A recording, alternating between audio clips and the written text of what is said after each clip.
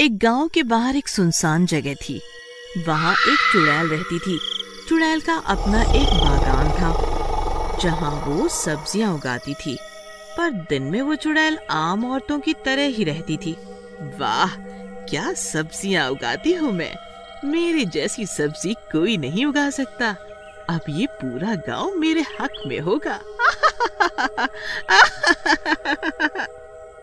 फिर वो चुड़ैल आम औरत की तरह एक टोकरी में सब्जी भर के गांव में बेचने निकल पड़ती है।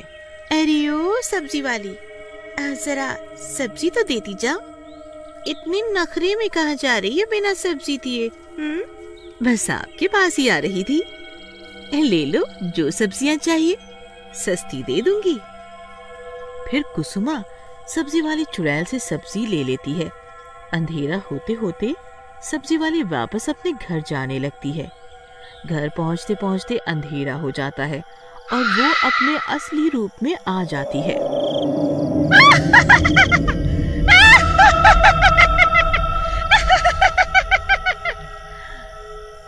आखिर मैंने सब्जियां बेच ही दी, अब सब देखेंगे मेरा कमाल। वहीं दूसरी तरफ कुसुमा उस चुड़ैल सब्जी वाली से जो सब्जियां खरीदती है उसे रात के खाने में पकाती है। सबको खाना परोसा जाता है। अरे वाह, आज सब्जी का तो स्वाद ही अलग है। आज तो लग रहा है मैं खाने के साथ साथ अपनी उंगलियां भी ना खा जाऊं। ये सारी बातें चुड़ैल उनके घर के बाहर खिड़की से देख रही होती है। वो डरावनी आवाजें निकालना शुरू कर देती है। खाओ खाओ, मजे से खाओ, तभी तो आएगा मजा।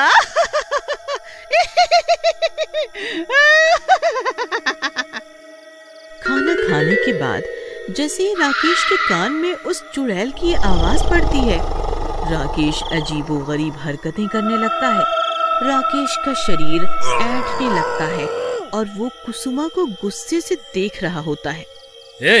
यहाँ मेरे पैर दबा ठीक से, पड़े पड़े चर्बी चढ़ती जा रही है तुझे। पति की सेवा नहीं कर सकती तू? अरे ओ नवाब, दिमाग तो ठीक है ना तुम्हारा, मैं पैर दबाऊं तुम्हारे? ज़बान चलाएगी ज्यादा? बोल, चल चुपचाप पैर दबा मेरे, जब तक मैं सो ना जाऊं। कुसुमा राकेश का खौफ खाकर चुपचाप उसके पैर दबाने लगती है। अरे वाह, ये तो कमाल ही हो गया। लड़ो लड़ो तुम दोनों आपस में, जितना तुम लड़ोगे उतनी ही मेरी शक्ति बढ़ेगी।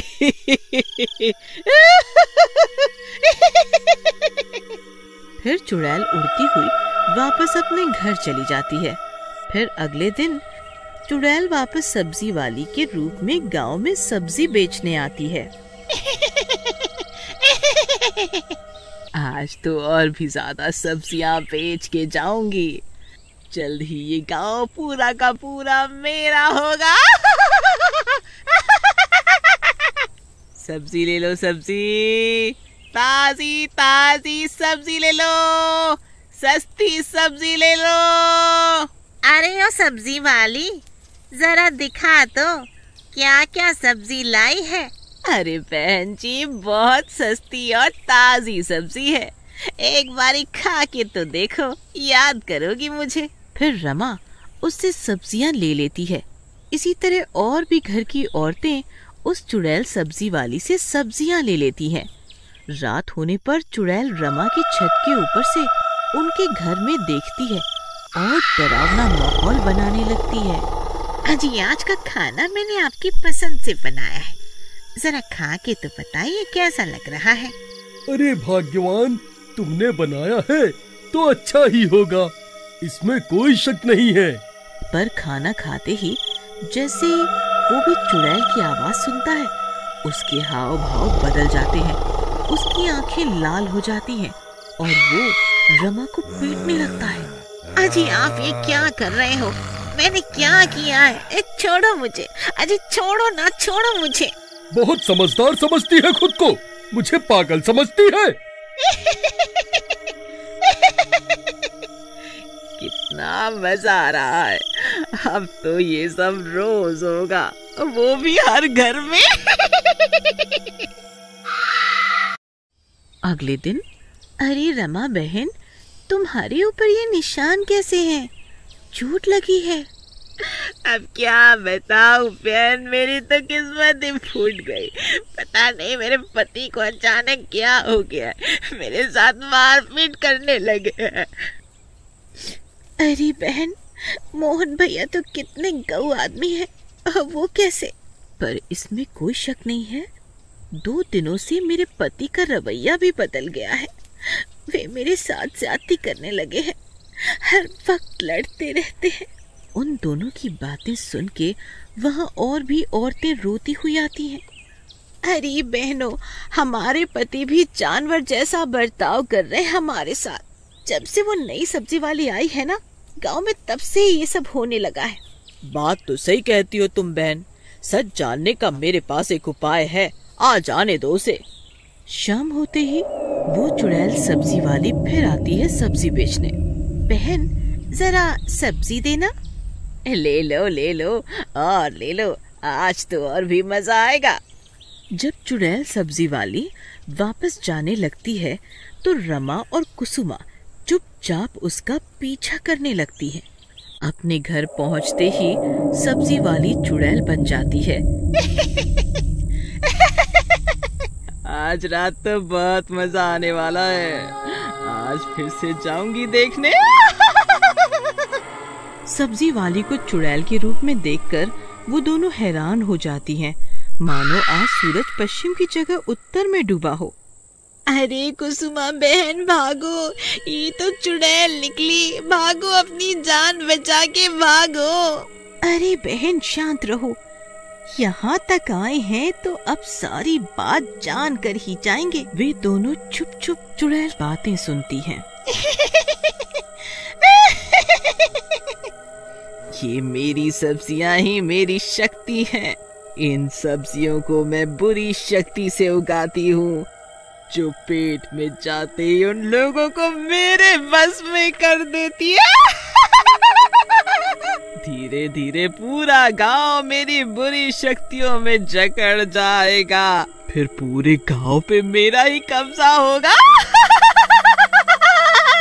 चुड़ैल के शैतानी इरादे सुन के दोनों हक्का बक्का रह जाती है। नहीं कुसुमा बहन, हम अपने पतियों को इन चुड़ैल के बस में नहीं जाने देंगे। हम अपने सुहाग को बचा के ही रहेंगे। पर हम करेंगे क्या? ये चुड़ैल तो बहुत चालाक है। तभी वो दोनों देखते हैं कि चुड़ैल अपनी शक्तियाँ उस बागान में उगी सब्जियों में डाल रही होती है। मुझे सब समझ आ गया है कि हमें क्या करना है। चलो वापस अपने घर चलते हैं।